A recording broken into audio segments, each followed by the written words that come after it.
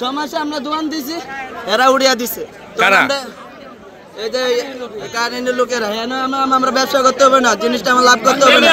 22 লাখ টাকা দিয়ে আমি দোয়ান লইছি, 22 লাখ টাকা দিয়ে আমার ইয়া করতে হবে না, এটা আমার লাভ করতে হবে না। কাস্টমার হেদিন গেছে আর ভাঙছে। এরা কারা কারা এরা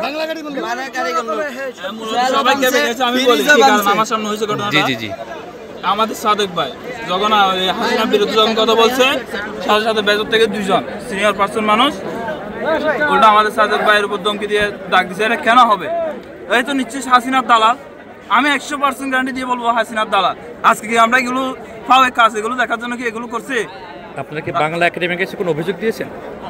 অভিযোগ বারবার অভিযোগ দেওয়া হয়েছে, বারবার অভিযোগ দিয়েছে। ভাইয়েরা জানে, ভাইয়েরা কথা বলছিল ভাইদের কাছে সবগুলো, এমনকি বাইরে যেগুলো নাকি আসছে ফুটপাতে এদের সবগুলো ভিডিও রেকর্ড হয়েছে, বুঝছেন? কিন্তু এখানে আসছে বন্ধ করতে যা করা তো ওরা কথা বলতেছে। তার মাঝখান থেকে সিনিয়র 2টা মানুষ বলতেছে মানে কি কথা চুপ করো, এই কথা কেন বলবো? হাসিনার বিরুদ্ধে যখন কথা বলছে, নিশ্চয়ই হাসিনার দ্বারা সবাই যখন খেপে গেছে, কোথায় উদা হয়ে গেছে। ওনারা কি বাংলা একাডেমির লোক? বাংলা একাডেমির লোক। জি জি জি। এটা আপনারা নিশ্চিত হলেন কিভাবে যে বাংলা একাডেমির লোক তারা? কাট ছিল সাথে। আচ্ছা আচ্ছা। আর কাট ছিল, হেগুলোকে কাটা ছিল, আরো কিছু হয়েছে। এরপরে হের লগে একজন লোক মানিয়ে এরপরে হেরা কয় আমরা এরম লোক।